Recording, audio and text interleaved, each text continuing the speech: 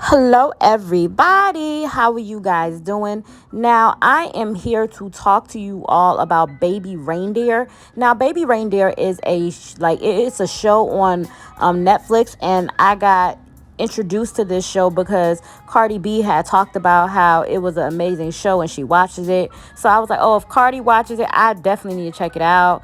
I need to see what it's giving. So that's what I did. I went and I was like, okay, I'm going to check out this show. So, y'all, I checked out the show, really tuned in and was watching, and it got ridiculous, ridiculous, ridiculous. And I remember, like, I was just kept on clutching my pearls, my invisible pearls, and, hitting my neck like, you gotta, something serious when you gotta hit your neck like you coughing, but you ain't really coughing. It was giving all of that. I'm over here I was taken aback. I was a little bit damaged by it.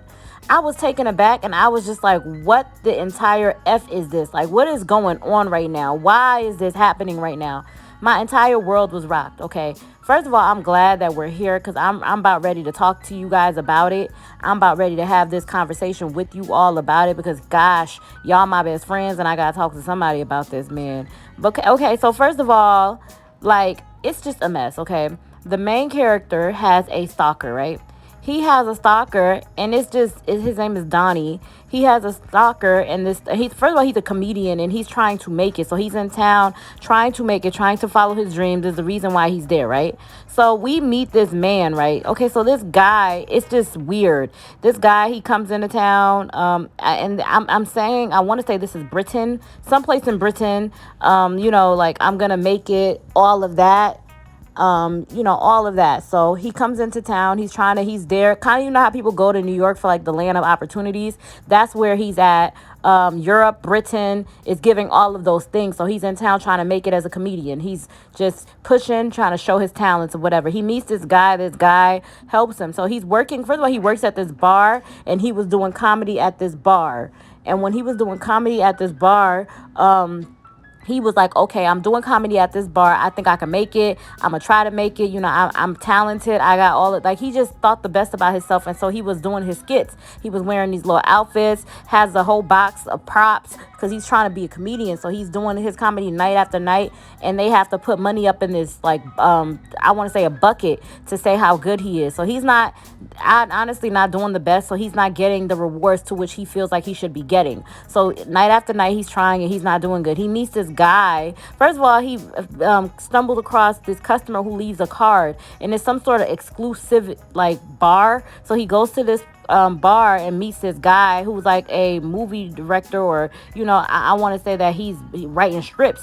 So he goes and he hangs out with this guy. Now this guy turns him the F out. Okay, when I say turns him, this guy turns him every which way but loose until he gets what he wants. So this guy gets him drugged up on everything, and I'm over here like, why didn't he like struggle with addiction for long periods of time? Because we see that he's not like dependent on it. Like, he's able to try these different drugs, and this person scars him, he goes on with his life. He's not like an addict, fighting to get off of drugs. He tries it for a time frame within his life, but then he like graduates, he's off drugs, whatever. He's like a functioning addict, right? He tries all these drugs. He tries like everything, just I want to say the acid, like every drug possible he tries, down to heroin, every drug he tries. This person gets him drugged up. So the guy first is like fingering him, up the rectum. I'm trying to find a nice way to say it. While he's under the influence, so he can't say yes, I can't say no,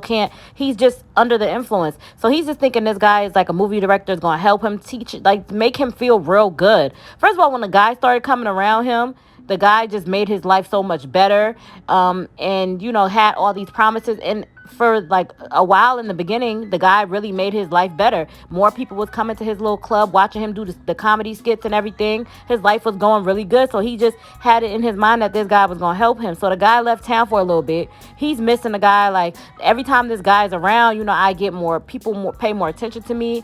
I'm like, it seems like he has low self-esteem, but this guy being around really boosts his self-esteem, really make him feel like he could do it. He could make it in life, all of this great stuff, right? So he's like, okay, this guy needs to be around around for me to, do good and everything. So this guy, he finally comes back in his life, right? The guy comes back in his life. The guy is just promising him that they're going to do the movie stuff, and, he's going to be a writer, all of this stuff. And he's not making no money doing this, but he's just so, like excited about the exposure. So he gets there. Like I said, the guy was getting him on drugs and like fingering him and doing different things while he was high, right? Because when he wasn't high, he wasn't gonna just naturally do it. So at this point, it's like R-ing, it's like M. All these words, these are like the T words, trigger words. So I'm trying to say, different things this guy's doing to him, right? And this is like just crazy, right? Does like just touching him, giving him like head, doing all these different things to him and gets him drugged up, and takes advantage of him, which is just nasty work and disgusting of this man, right? And so much so until the guy just assaults him, like takes it all the way, to the top, does the violates him, and then he's confused for a while, like where is he, like is he gay, is he straight, what's going on, right? So he just explores, he dates women, he dates men, at first he's the top on the men, and then he goes into a situation where he allows a guy to do it to him while he's like not under the influence or whatever, and it hurts him so bad because he felt like he was getting ard all over again because this guy took advantage of him and he's struggling, right? Okay, so this stalker comes in his life, right? The stalker is just, I want to say she's scary but so intriguing, right? This girl is just like, she's a ratherly big woman, large woman. Calls him. First, she comes to the bar. He's the first person being nice to her. She has a history of stalking and everything. He discovers that later. Like spoiler alert, okay? He discovers that later. He goes on the internet, looks up her name when she sends him a friend request on Facebook. So then he's like, oh my gosh, she's a stalker. But he don't report her because he has the lowest self-esteem and he hates himself. So I think like some people have an embarrassment kink, in my opinion, and I feel like that's like a trauma response, in my opinion. So he's so traumatized and he's so hurt that it kind of like when people are doing things to like shame him or hurt him, is somehow like it's a kink, it's an embarrassment kink. This person is hurting him, is I don't know what, it's like pain, but he's enjoying it, right? So he's going through this person stalking him, doing all these things to him. My opinion, I think that the reason why he didn't tell like what she was doing early on is because she was the only one to in my opinion that saw him for the first time, because she looked at him, she said, somebody hurt you, it's a man, isn't it? Like she just knew that he was in pain. She recognized it. She was like, she wanted a name. She was just like very much weird and chasing him, and she like kind of assaulted him slightly because she was not assaulted, like she didn't go all the way, but she rubbed on him, and I felt like that was weird. And then he had a weird relationship, so like his ex-girlfriend mom, he was staying with his ex-girlfriend's mom, and it was like a very strange thing that, like he was staying with his ex-girlfriend's mom, but his ex-girlfriend breaks up with him. Around the time his ex-girlfriend felt like ignored by him, like, she wanted to have intercourse with him, but around that time, that was when the man was R-ing him and everything. But that all gets discovered later. Like when he finally like says the mean thing to the girl, which is the mean thing is telling the girl like, yeah, because like this woman stalks. Like he literally called the police. The police is such a slippery like slope with stalking and people violating you, because you have to be the right type of victim. And this is what I learned from watching this show. Like you have to be the right type of victim, because they won't listen to you if they don't agree with your how like the kind of victim that you are. You have to look appropriate. You have to have these, if you call the person back, or if you show any type of like in any way that you're not, oh no, this is like, you have to be like, oh no, this is a violation. But if you're like even like listening to them, or you're confused about it, no, you're not a victim. So you have to be the right type of victim for people in order for the police to take you seriously. It has to be a violent crime. You have to catch it on recording that it is a violent crime. You have to, you know what I'm saying? And he was so intrigued by this woman, like all the messages, he listened to it. He really was obsessed with her. You know what I'm saying? It was like a mental thing. I really felt like he needed therapy, but he didn't ever get therapy. At the end of the show, it's just weird. He went back because he ended up getting her arrested. The lady that was like violating him, doing all this stuff to him, he got her arrested. She went to jail because she already had priors and everything to where she did all this like messed up stuff. So like at the end of the movie, after he got her to go to jail, he's obsessing over her voice recordings that she sent him, like voicemails. He like organized it by mood, by color, all of this. He's like obsessed with her. And he even admits in the show that, hey, I like pain, I like, and here's the crazy part, right? I'm all over the place, but follow me if you can. So he gets in a relationship with a trans woman that he really, really loves. And I don't know what is wrong with me, but I never knew she was a trans woman until she said she was a trans woman. Because everybody kept on saying, like, oh, you look like a man and all of that to this woman. And I just felt like, okay, they being mean unnecessarily. It didn't like click, or I didn't put two and two together until she said it. I'm like, oh, she's a trans woman. And then I started thinking, like, okay, this is just my thought process. Like, a lot of the times when people are bisexual, or people are like a little bit confused, like, or they like men and women, I feel like a trans woman could be a good fit for somebody like that, because like a trans woman is um like a woman and kind of biologically a man, not like they don't, hey, they don't identify as a man, but biologically, they were born a man, like they're stating their sex change, so biologically they're a man. However, they do identify as a woman. So for a person who's like, I'm interested in men and women, and I kind of want the best of both worlds, I feel like a trans woman would be the best person. And he got with a trans woman, fell in love with her.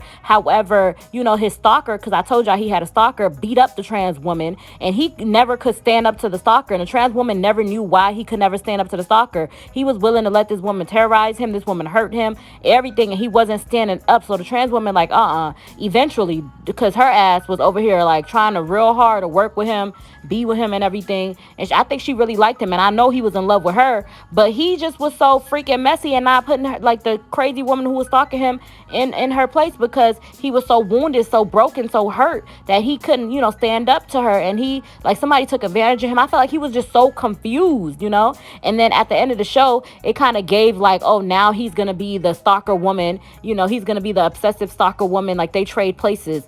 But I don't know, like, they definitely need to come out with a part 2. I heard that this is a real story, but it's very much so heartbreaking. It deals with like just I think it's like a mental situation, the Joker has a movie to where we really break down the mental, like we get in the Joker's mind, and I think this show does a great thing with that. Like, it really puts us in his mind frame on why he feels a certain type of way when he gets assaulted. You are like there, like it makes you feel like you're literally there with him, going through all of these different things. It was a very, like, it's very traumatizing, it's very heavy to watch, it's a heavy watch, but it definitely teaches you a lot of lesson. And a lot, the people that have been through things like this, like RN, or been like affected in like such a horrible way, like has trauma, I feel like this is the show for you, because you'll register, you'll cry. I cried, you'll cry. It's just so much. You just want to save him, because, and then it makes you think about sexuality, like how do we like our sexuality overall, how do we register what sexuality, like gay, straight, LGBTQ plus, like how do you label yourself as what, like how do you know you're bi, how do you know you're straight? Is it because of your traumas that make you feel like you're more of something? Like, because he says in the show, if I wasn't, if I didn't get violated, I would never have found this amazing trans woman that I was in love with. So it makes me feel like, okay, so does trauma shape you on where you're supposed to be? Because a lot of people believe that like everything happens for a reason, everything happens for you. So you go through a lot of bad stuff in order to get you to the place that you're supposed to be today. So it makes me wonder, like, is that what it is? Like, do you go through all of it? Is everything happening purposefully in your life? Do you go through these different things, meet these different people, all for, to accomplish something in life, and one thing always affects the other? You know what I'm saying? Like, everything happens for your good, or happens for your benefit, or happens to contribute to your story. It's just very interesting. But this entire show was absolutely fascinating. I loved it when he finally told his parents that, hey, I was violated, hey, this happened to me. And then the dad, it was just such a sad thing. The dad talked about how he was in a Catholic church and how he was violated too, how it's like generational traumas and stuff. And he did this video online, and it definitely got him views, and he always wanted to be a comedian. However, then he decided he didn't want to be a comedian. He's just dealing with all this hurt, all this pain, all this trauma that he has to have, like, break down. He has to figure it out for himself, figure out what this means. And I really feel like it just was weird, because when he went back to the person who R'd him, the person who assaulted the person, it just registered to me like, oh yeah, he has an embarrassment kink, like he has a pain kink. He wants to be hurt. He doesn't feel like he deserves good things. He doesn't feel like he needs to be in love. He doesn't feel like he's deserving. When your self-esteem is just so low and so broken, you can't see that you you are beautiful. You can't see that you deserve better. You can't see that, this is not your story. You cannot see that. So you get stuck and you get, stagnant and thinking that this is where everything stops. And the thing is, this is not where everything stops. Your life goes, even when you go, I'm a big Christian, so I believe that your life continues. You go and you go and you go until you meet the Most High, in my opinion. Everybody doesn't have to feel that way, and it's okay if you don't feel that way, but that's how I feel. And I feel like this show, Baby Reindeer, definitely was that for me. It definitely allowed me to really think in my mind and get into man, a lot of scary things happen to people. People are really broken in this world, and trauma really shapes us as human beings, and nobody deserves trauma. Nobody deserves to go through that level of pain. And it just was very breathtaking watching this gentleman go through all of this stuff. It really puts into perspective your trauma and the things that you go through in life. But I felt man, it was very inspirational to watch, and it was very interesting. I hope they come out with a season 2, and if it really is a true life story, I want to meet the person that this is about, because it's very deep. Even the stalker situation, the things that the stalker went over, why she called him Baby Reindeer, everything. It's a very beautiful show. So I definitely would say watch it. If you're somebody that's sensitive to trauma and stuff like that, maybe not watch it. But if you're somebody who understands people's story and really want to get into why people feel how they feel, their entire life story, the mental capacity, I'll say it's a good thing for social workers. It's a good thing for, because I want to be a social worker, so it hit home with me. It's a good thing for therapists. It's a good thing for people that deal with just people in the mind and people in different circumstances and situations. I definitely would say that you should watch this. But I loved it. I don't know if everybody's gonna love it, but I definitely loved it, and it definitely got me in my mind thinking about people and just pain levels and sexuality, and generational trauma, and the people that we come across, people's true intentions. Because it really, the guy that violated him, he just thought that this was the best guy in the world. He just was sweet and kind and the funniest person the whole time. He's was this his plan from the beginning? You meet people. Do people have motives? Are they trying to hurt you? Is it that they want to see you in pain? Do they see you and they see you as, hey, I am surviving, or I'm because a lot of people are surviving, they're not living. Surviving meaning from one thing to the next. I gotta figure out, I gotta get money so I can go to this. I gotta, you're living just to survive. You're not living to really enjoy your life. A lot of people are doing that. So when they see people as a come up. I'm gonna lick. I'm gonna take advantage of you. I'm gonna use what I can from you to go to the next level where I'm trying to be. So I think that this pushes you to really look into that, think about that, and think about, if you were raised love versus survival, you were raised on love. People taught you that you're a good person and they want to be there for you and all of these great things, but they have people who weren't raised like that, people who want to use people who want to hurt people. And if you come across those people and they could really hurt you, be very careful who you surround yourself with. Keep your circles closed, and really get into people's mind and find out what they want from you before you deal with them, in my opinion. But that's all I got to say about this. Y'all let me know what y'all think about Baby Reindeer. Y'all been watching. Who was your favorite character? What, you got going on, from watching it in your mind. What is going on in your mind? What do you have going on in your mind? Okay, let me know. Who you love, who you didn't love, how it made you feel. Did it make you cry? I cried. Was it very emotionally, heavy for you? Because it was definitely emotionally heavy for me. I don't know. Y'all let me know what y'all think. I love you guys so very much, and bye-bye. You just don't know people's story and why they like and their preference and how did they even got there. You know what I'm saying? Not everybody, as you can see, not everybody is born gay. As you see, if you see that episode, you see the guy, he was straight and he got raped, and then he just started going through all these emotions of identity of what he likes. It's he started having crazy sex with women. He started having crazy sex with men because he just wanted to identify of what he likes, or because he got sexually assaulted. So I kind of recommend this show, but it's I kind of recommend it, but it's you know what? Let me finish watching it. I don't know if I'm gonna be able to finish watching it tonight because I have a studio session, but it's that episode really shook me. And then it's the character really be pissing me off, because it's yo, you have a stalker, you have a nigga that raped you. Why haven't you gone to the cops? But it's sometimes men are so ashamed. Men are so ashamed to say that they got sexually assaulted, or men are so ashamed to speak about what has happened to them. And it's it's such a, I don't know, it's such a scary and freaky Netflix series that, like, sometimes like you hear about certain things, but it's like when you see it as a visual, like it's like it just opens your eyes, and like it's like you just can't help it, to understand and have sympathy and just learn more. So it's called Baby Reindeer.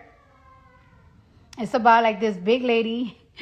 She's a stalker, and then she been stalking this guy for a while, and I people like me, I didn't understand, because I nigga, why don't you just go to the cops? But it's just he's just so full of trauma, and it's about trauma that he experienced the past year of him living in London. So yeah, make sure you watch that.